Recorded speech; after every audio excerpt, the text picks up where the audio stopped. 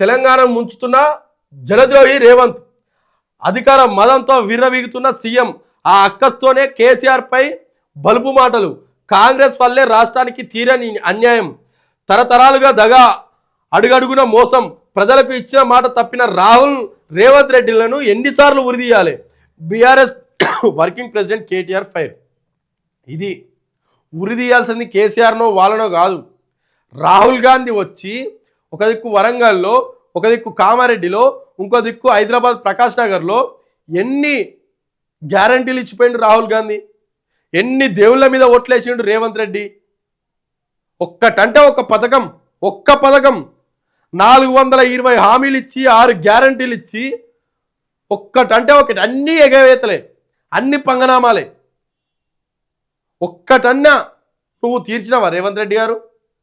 ఒక్క పథకమన్నా నువ్వు పెట్టినవా? పెట్టలే. కానీ కేసీఆర్ని ఉరిదీయాలి, హరీష్ రావుని ఉరిదీయాలి, కేటీఆర్ని ఉరిదీయాలి. నువ్వేం చేసినావు చెప్పంటే చెప్పడు, వాళ్ళని ఉరిదీయాలి. క్లియర్గా చెప్తా ఉన్నాడు కదా, అధికార మదంతో విర్రబీగుతున్న సీఎం, అక్కస్తోనే కేసీఆర్ పై బూతులు.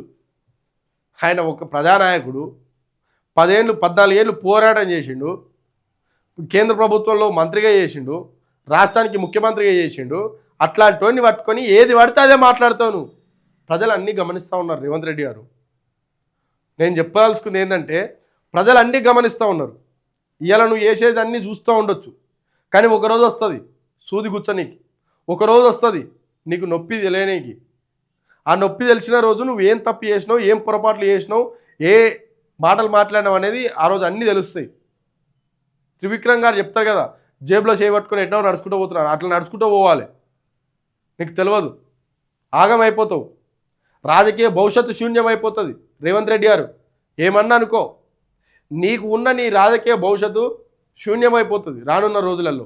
ఇట్లనే మాట్లాడతా, ఏది పడితే అదే మాట్లాడతా, నా తీరిదే, నేను చక్రవర్తిని, నేను చెప్పిందే వినాలే, నేను పటేల్ వ్యవస్థని అధ్యస్తా, నేను దొరని అనుకుంటే విరవీగిపోతే ప్రజలు ఎక్కడ చేయాలో అక్కడ చేస్తారు, ఏది చేయాలో అదే చేస్తారు.